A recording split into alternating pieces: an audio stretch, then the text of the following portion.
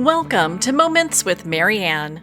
This is your host, Marianne Pastana, and we're here today with special guest, Rob Bailis, who's here to share with us the Santa Monica contemporary performing arts presenter, BroadStage. So are you looking to be part of a vibrant and engaging performing arts community? Well, today's guest is going to share with us just that. So Rob Bailis is the artistic and executive director for BroadStage in Santa Monica, California. A cultural visionary for Los Angeles, Rob has focused on shifting the performing arts business from transactional to relational. In light of the post-COVID era, where arts venues throughout the country have experienced a generational gap, Rob is bringing back emerging artists and creatives through innovative, multi-generational collaborations with artist residencies and user-generated models like the Future Sounds of Jazz Festival. So welcome to the show, Rob Bailis. Thank you so much. Thanks for having me. My goodness, what an honor it is to have you here and to talk about this. So what makes BroadStage so unique and such an exciting organization? I like to think so many things, but to start with, BroadStage is the premier live arts, performing arts presenter in Santa Monica, and we're right there on Santa Monica Boulevard. We occupy three really gorgeous venues, all of them intimate and really beautiful and interesting to be in. Our largest venue is about 530 seats. Our mid-sized venue which is an indoor-outdoor space, is about 250, and we have the most beautiful black box I have ever worked in at 100 seats. So all of those venues they're just magical, and each one designed for a slightly different purpose. So our largest venue is designed for fully produced theatrical work, but it was really designed as a shrunk-down opera house. So when you come into it, it's a very large stage that's equipped for all kinds of stage magic. But the venue itself is this really incredibly intimate space where every seat is a fantastic seat. You're just immersed in the experience that's happening on stage. And it's been built to have an incredible acoustic. It's one of the best acoustics in all of Los Angeles. So all kinds of musical artists, vocal artists would just come to our stage and just revel on it because they really don't sound better anywhere than they do there. It's just a magical space. Our indoor-outdoor space lends itself, of course, to all kinds of interactive theater and music and all sorts of ways of having a very fluid audience experience and being able to come and go with the performance as you choose. And our black box space is for the most intimate and most personal of our works for maybe 100 people at a time. And oftentimes it's solo work or just one or two performers in that space. So all of them have their own special magic.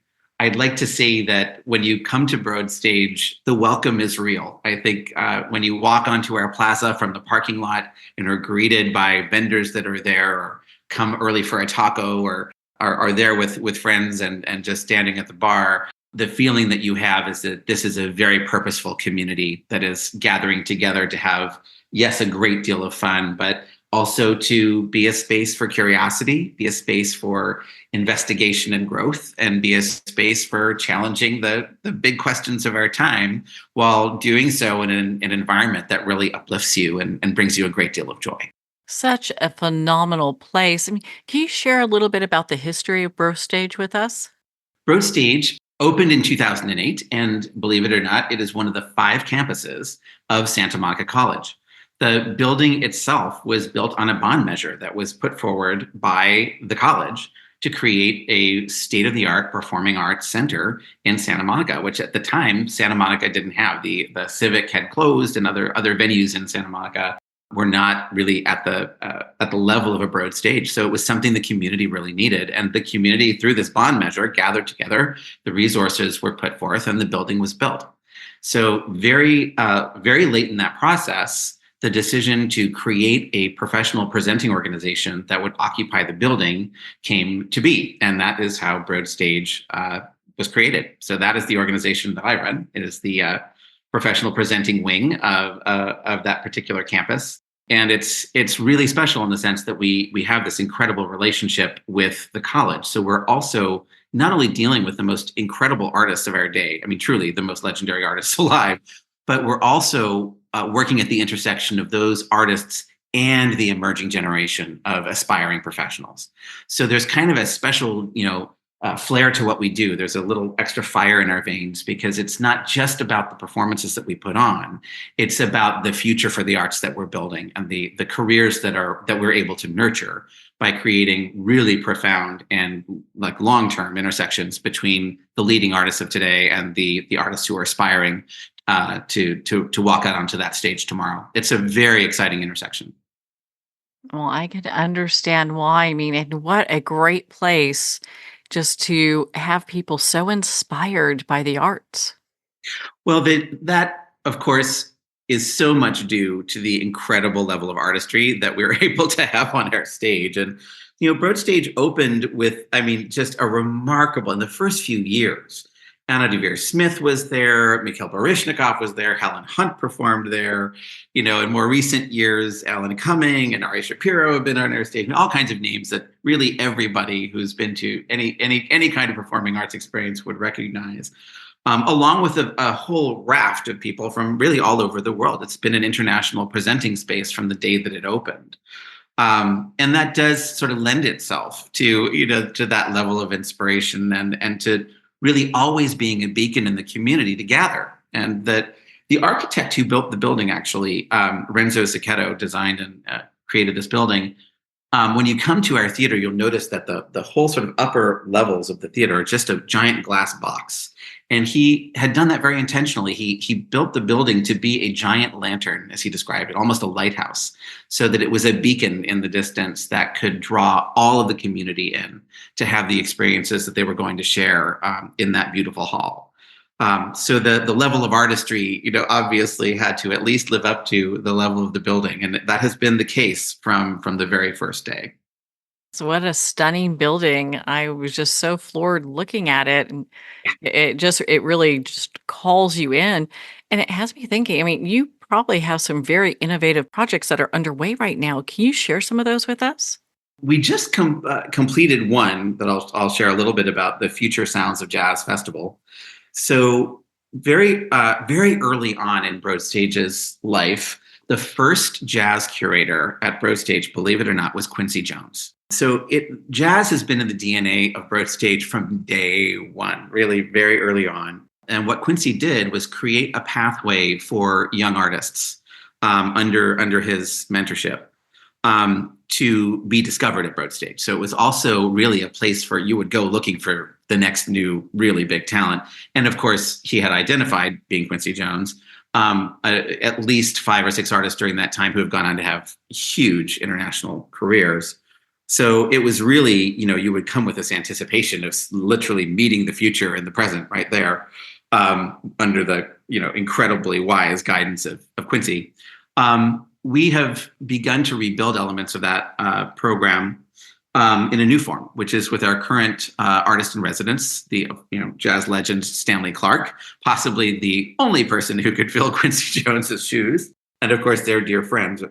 With Stanley in the artist in residence role, leading our jazz program, we created a Future Sounds of Jazz Festival, which was looking to the arriving sounds of jazz that we just put into a full day festival. There was just an immersive experience of walking onto our plaza and being able to attend concerts in all of our venues. The venues were running simultaneously. There were vendors on the plaza. There was terrific excitement. And it was just a full day from 2 in the afternoon until 10 in the evening that concluded with what we called a stand jam, which was an opportunity for all the artists who had performed. And this is everyone from, Judith Hill was a headliner on this event. Collier Brothers were there. There was a full Keith Jarrett piano tribute that was mind-boggling. All of these artists gathered together in the end, along with students from Santa Monica College and students from Santa Monica High School, who were also invited to this, to have a jam session with Stanley at the end of the night at 10 o'clock. So there was just a kind of a wonderful feeling of culmination in that, and a real sense of just bringing all the generations together at the highest level of performance and celebration of jazz. And this really was our proof of concept for one of our next big plans, which is that in 2026, with Stanley as the artistic director, we will launch an international jazz festival in Santa Monica. Oh, I cannot wait for that. That sounds so exciting. Well, and so, I mean, my goodness, you probably have ideas like, you can't believe for Broad Stage. So what are some of the ones that you are also kind of got tucked away? Well, the coming season is pretty unbelievable, and as we're just a quarter into it, and as we come into the new year, so many things are happening. One of the real really big exciting moments for us is that we're having a fairly extended run of a show called All the Devils Are Here, which is a one-man show created by the extraordinary Patrick Page, incredible Shakespearean actor, Broadway actor, and television star as well. A name I'm sure many people know. And if you don't know the name, you will recognize the voice. Patrick has created this incredible show directed by Simon Godwin that is him performing the sort of famous soliloquies of all of the Shakespeare villains. As he does each one, he introduces it with a little history on that character, but also this sort of through line is the history of Shakespeare creating the concept of the villain in what be sort of really for contemporary theater. And it's just an extraordinary journey of watching this unbelievable artist, one of the very best Shakespearean actors alive, giving you unforgettable performances of this extraordinary theatrical material, just solo on stage. I mean, nothing but him. And also having him tell you the story of how Shakespeare created the villain. And it just is one of the most remarkable pieces of theater. It ran off Broadway for months and months and months. They just couldn't close it. It just kept going. And we're just thrilled to have been able to arrange for a 2-week run of that at our theater this spring. That'll open in April and run for the middle 2 weeks of April, which really just it's such a highlight for us coming up.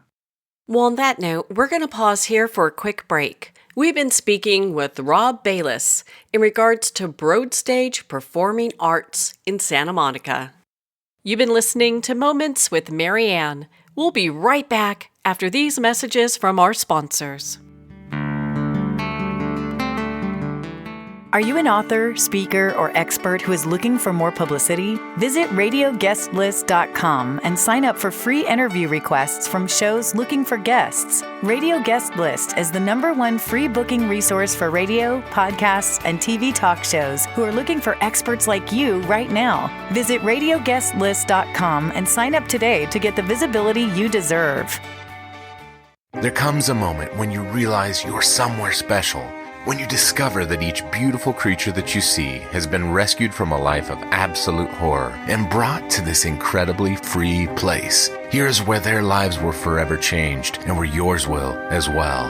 Discover over 500 tigers, bears, and lions at the brand new visitor center at the Wild Animal Sanctuary just outside Denver. For more information, visit wildanimalsanctuary.org. Discover true freedom at the Wild Animal Sanctuary.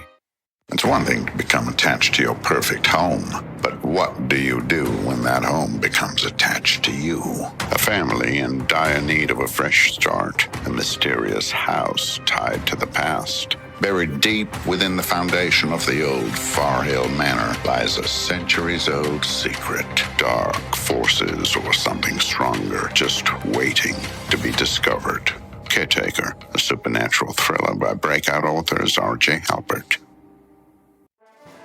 Internationally recognized and award-winning author Judy Goodman works and teaches outside the box of limited thinking. Working with people from every walk of life, her goal is to empower you to be the best you can be, no matter what the challenge is. Born with the gift of seeing beyond our normal vision, she has an extraordinary gift of working with every challenge. Teaching beyond conventional wisdom, her work is described as life-changing. Visit judygoodman.com. That's judygoodman.com.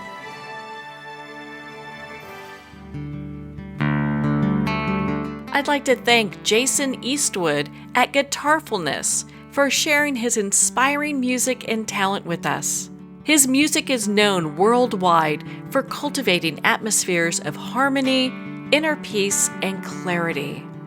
Visit Jason's website at guitarfulness.com. Join his newsletter, be part of his community, and download his music. Welcome back to Moments with Marianne.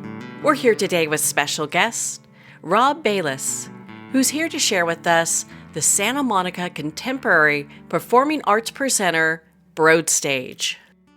Before we left for break, we were talking about some of the amazing talent we'll see at BroadStage. One of the things that I noticed and I'm very interested in is that you have a lot coming up with National Geographic.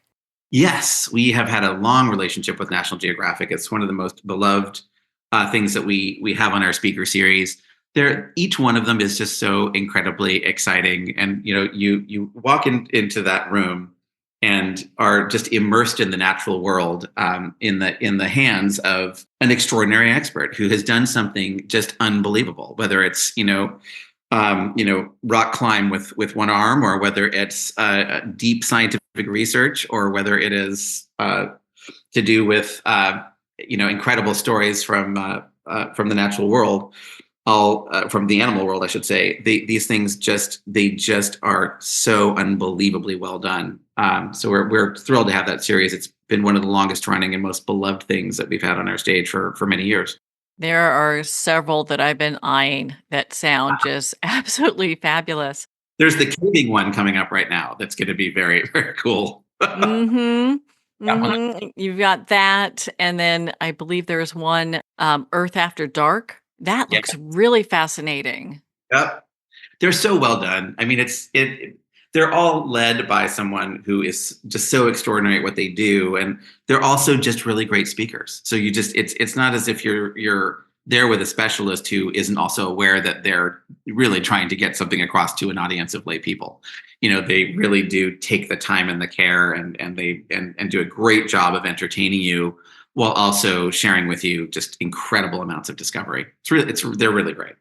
So what are some of your ideas, and I know you probably have a ton of them, but to engage future generations as you continue to grow and expand? There's a lot of ways we can approach it. I think there's two or three things that need to get said first. My sense of things is that certainly in the performing arts, they're becoming less transactional and needing to be more personal. That as we're looking to what's going to keep audiences engaged, younger audiences coming into the room, there have been consistently three things that younger audiences have said. They're looking for a more interactive environment. They're looking to not be the only younger person in the room. And they're looking for a place where they feel they've had some authorship. Those three things are the biggest drivers. So what does authorship really look like? You're not the artist, you're not making the work.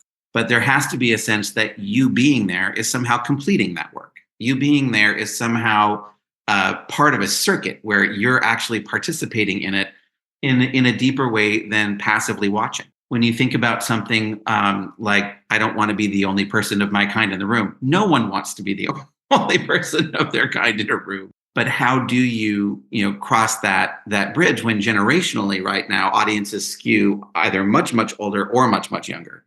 So it's, the large number of people going to the performing arts are still, 65 and up.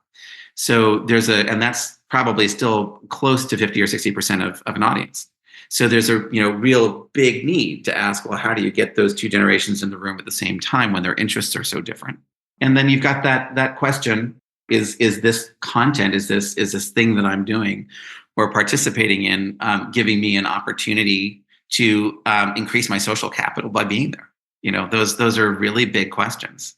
So the idea of a darkened theater with attentive audiences is somewhat in question in terms of, is that really the way we need to be in the future? And how do we want to think about somewhat more fluid environments? How do we want to think about what those spaces are? So for me, the knowing that those three things are drivers, there's a lot to think about in terms of what content you want to put on stage, how that art form wants to be consumed, and how carefully you're constructing an audience. Those are the challenges. Those are the things that we face. And there are lots of ways to do it. I think being tremendously focused on what is on the stage and that it's right for the audience that you're really targeting and that you're thinking about is critically important. The idea that you can just put great work on stage and people will come to it and they'll all get along is, I think we know, kind of a thing of the past. That seems to have kind of gone with the pandemic. So now our challenges are a little bit different. And I do think you've just got to be willing to speak to multiple audiences with equal care and slowly but surely build intergenerational environments where people feel comfortable being around each other. So the idea of a Stanley Clarke residency is a great example. Stanley's, at the height of his power. He's at the height of his career. He is still playing like a god. But he is at a point in his career where he is dedicating himself now to mentorship, that's what he really wants to do. So he'll share the stage with a 24-year-old artist or an 18-year-old artist, as long as they're at a standard that he's excited to be around. And, those younger artists they're bringing their friends and their families to see them play with this legend. And you'll notice that the acceptance of being together in that audience, when the motivation is, I'm here because I love what my friend is doing, or I'm here because I believe in this exchange of ideas, or I'm watching someone receive their cultural inheritance. That's different than going to a show. It's a different motivation. You're in the room for something that is personally so important. So I think there's a lot of that we can learn from. And it's not just about intergenerational work, but certainly think about how it feels to be in a room where you're there to watch something happen that is not just an entertainment, but is actually meaningful to you about your most deeply held beliefs, and that it's important to you to be in that room with people who share that with you. Making room for that and building room for those spaces to be accepting and to be full of generosity is critically important. And I do think that there's an increased need for that social element to be very relaxed and very present at all times, and to think a little bit less about the sort of passive audience model, which I think we know is on the way out. Well, it definitely sounds like you're asking all the right questions, things I would have never even thought of. But my goodness, it takes a brilliant mind like yours to bring this all together and make this all work. Well, I thank you for that. I'm not sure it's a brilliant mind, and I'm not sure it's working. Well, it says a lot about you and your work. I'm definitely giving you kudos for that. And one of the things I'm thinking about too is okay, so what if, we've got Olympics that are slated to happen at some point. So what does that landscape start to look like with the Art Center? The Olympics are so exciting in so many ways. And part of it is that they come with a cultural mandate. So in the actual agreement between the IOC and the city of LA is the mandate to have a cultural Olympiad, which accompanies the Olympic Games. And this harkens back actually to the Olympics, the original, ancient Olympics, which were a celebration across many platforms. There were actually competitions in oration, like in theater. There were competitions in all kinds of other things, not just sport. So the complex weave of competition, of sport, of the celebration of human potential was really across all spectrums of human potential. So it included food, it included partying, it included all of these things, but also the Olympics were, in a sense, also kind of an armistice. They were a place where you would stop warring. You would stop warring, you'd put down your weapons, you'd stop, whatever conflicts existed, and you'd get together and both celebrate and compete as peers in a meaningful fashion. So, over the years, it's turned into, the really focused on the sports. But the cultural Olympiad piece of it, that it will always be accompanied by a cultural celebration that is deeply rooted in the soil of the place where the Olympics will be taking place, where they will land, is an essential component. So all of us in the theater world and the live performing arts world remember well the '84 Olympics, which put Los Angeles as an art center on the international map as one of the truly great art centers in the Western world. And that was largely due to this incredible performance festival that was held prior to the Olympics. And of course, over the subsequent few years after that, turned into its own self-sustaining festival for a little while. So we are all thinking about that. So leaning into what does 28 look like for Los Angeles, all of those things are happening, and they're at many, many levels of our arts infrastructure and arts ecosystem. What I'm thinking about is we're looking at commissioning 2 or 3 really major new works. And I'll tell you about one that we're in the process of commissioning so that we have original work built here in LA, of LA, that is ready to go to welcome the Olympics as they arrive here on our shores. And one that we've been working towards right now, that we're raising money for at this point, is a brand new oratorio created for the LA Master Chorale. It would be composed by Jimmy Lopez, an amazing Peruvian American composer.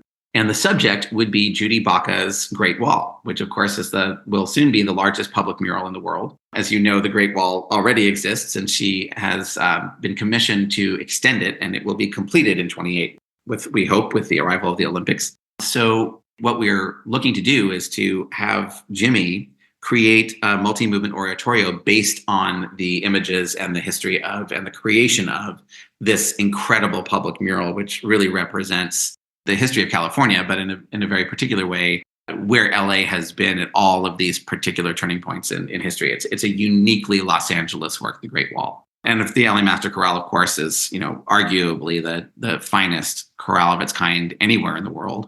So to be able to put those two things together with our composer, Jimmy Lopez, and to put that under the BroadStage banner to be performed at Disney Hall and hopefully on site at the wall itself as an opening gesture to welcoming the Olympics. That's the kind of thinking that we're doing about having really unique artworks already in the can, prepared and ready to go as we welcome the Olympics to LA.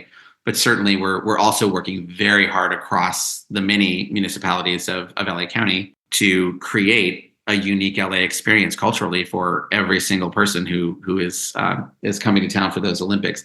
Typically, once the games start, that's all anybody's going to do is go to the games. So we are working, tirelessly to think about how we would position this as a festival both before and after, so that we can make the most of all that momentum. How exciting is that? How can people support, the Art Center? How can they support the work that's going to be done? The best way to get involved is come to a show. Come to a show and meet us. We are always out on the plaza before our performances. I'm pretty much there at every show, as is our staff. As I say, the welcome is real. We're always there greeting people as they arrive. Come to a show and get to know us and take a look at what we're up to. All of this information, or most of it, is on our website, of course, so it's easy to go and check things out there and across all of our social media feeds. But there are a lot of ways to get involved. Giving, is the baseline of getting to live in the world that you want to live in. Our organization, like anyone in the performing arts, gets by on quite a bit of contributed revenue. We raise an extraordinary amount of money to be able to do what we do and to offer what we offer. So it does take a village. It takes everyone chipping in as they can and as they're able. So there's all kinds of ways to give. We're, of course, always happy to see people join in our commissioning funds and our commissioning pools so that we can get money to artists right away to have them begin making work. And we're also always happy to have sponsorship where when we've determined what it is we're going to be presenting, that there's great ways for members of the public to be able to, at whatever level they'd like to give, to get involved and to potentially have an opportunity to meet the artists after a show, or to have at least a sense of really real belonging and knowing that you've contributed to making something happen in a very deliberate way. All of that is achievable. So it's just come to a show and say hello, and we can guide you through the rest of that process. And of course, there's many ways to give, well articulated on our website, www.broadstage.org. Well, Rob, thank you so much for taking the time to be on the show with us here today. My pleasure. Thank you so much for having me.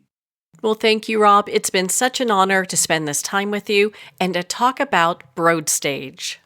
To get tickets for any upcoming events, make sure to visit their website at broadstage.org. Well, we're at the end of our time today. I'd like to thank everyone for tuning in. You've been listening to Moments with Marianne, where we make every moment count.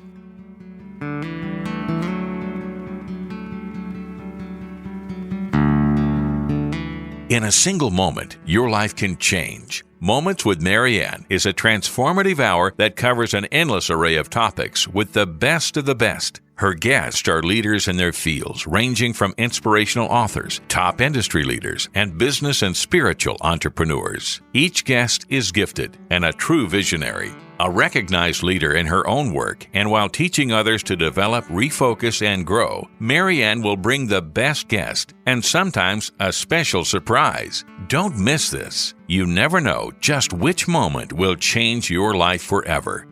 Make sure to tune in and visit momentswithmarianne.com for more information.